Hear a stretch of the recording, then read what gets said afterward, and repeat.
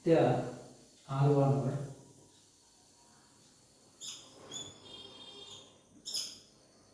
আমি R1 কি কৰি এতিয়া 9 নম্বৰ তো 9 নম্বৰত কিছুমান কি আছে এমসিকিউ আছে যেনেকুৱা 1 নম্বৰ প্ৰশ্নটো কৈছে যে তলৰ কোনটো সংখ্যা অযুগ্ম সংখ্যাৰ বৰ্গ 9 নম্বৰৰ একত কৈছে তলৰ কোনটো অযুগ্ম সংখ্যার বর্গ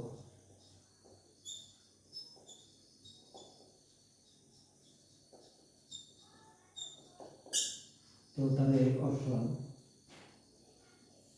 1 নম্বর দেয়া আছে 256 2 নম্বর দেয়া আছে 169 3 নম্বর দেয়া আছে 546 4 নম্বর দেয়া আছে 754 ডিয়ার স্টুডেন্ট এটা কথা মনত রাখিবা যে আমার যেবিলাক অযুগ্ম সংখ্যা আমি অযুগ্ম সংখ্যার বর্গ সদায় অযুগ্মই হ'ব যুগ্ম সংখ্যার বর্গ সদায় যুগ্ম হ'ব আৰু যিবিলাক সংখ্যাৰ এককৰ ঘৰত 0 2 4 6 8 এইকেইটা অংক থাকিব সেই সংখ্যাকেইটা সদায় কি হ'ব যুগ্ম হ'ব আৰু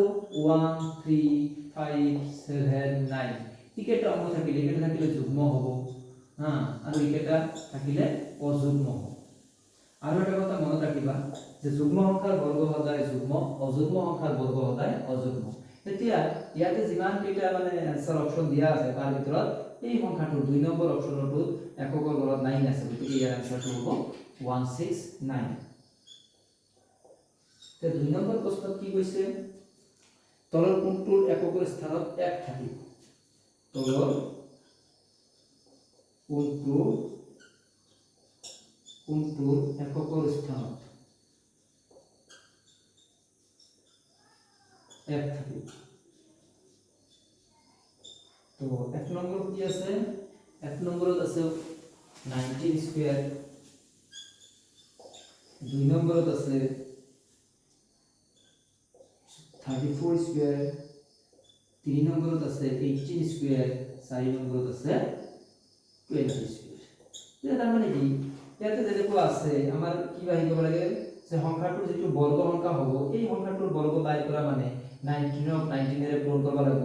34 ৰ বৰ্গ বাইৰ কৰা মানে কি 34 ক 34 ৰে পূৰণ কৰিব লাগিব এতে গোটেইখিনি নকৰি কেৱল এই যে এইটো 19 আছে 19 ৰ কি কৰা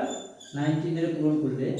মানে ফাৰ্স্ট মানে এককৰ ঘৰটোৰ অংকটো কেৱল পূৰণ কৰি যাবা 9 9 গুণ 81 1 গতিকে ইয়াৰ শুদ্ধ আনসাৰটো হৈছে এইটো শুদ্ধ আনসাৰ হ'ব আৰু বাকি কেইটা নহয় কাৰণ 4 4 গুণ 16 8 8 গুণ 66 0 0 0 হ'ব গতিকে আমাৰ এই চাৰিটা অপচনৰ ভিতৰত 1 নম্বৰটো 19 স্কয়াৰটো শুদ্ধ তাৰ পিছত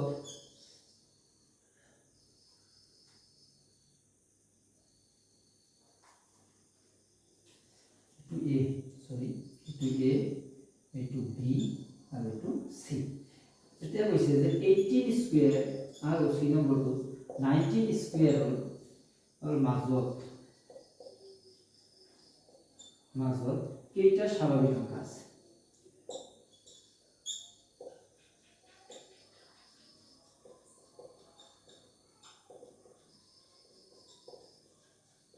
কেইটা স্বাভাৱিক সংখ্যা আছে এতিয়া ডিয়াৰ ষ্টুডেন্ট আগতে সূত্ৰ এটা জানো যে আমি মানে সূত্ৰ এটা দিয়া হৈছে যে সূত্ৰটো হৈছে যে n স্কয়াৰ আৰু n প্লাস 1 হোল স্কয়াৰৰ মাজত 2n টা স্বাভাৱিক সংখ্যা থাকে 2n টা স্বাভাৱিক সংখ্যা থাকে এইটো হৈছে ফৰ্মুলা এতিয়া যেনেকৈ প্ৰশ্ন থাকে যেনেকৈ থাকক আমি বাই কৰিব লাগিব যেনেকুৱা চাবা n স্কয়াৰ আৰু n প্লাস 1 হোল স্কয়াৰৰ মাজত 2n টা স্বাভাৱিক সংখ্যা থাকে তাৰ সূত্ৰৰ এটা 2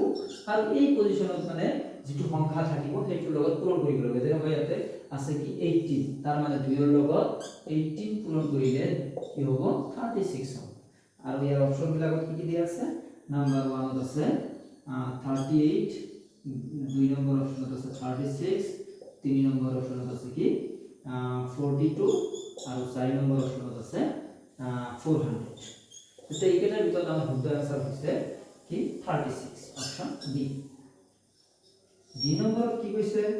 যে তলৰ কোনটো বৰ্গ সংখ্যা নহয়, তলৰ কোনটো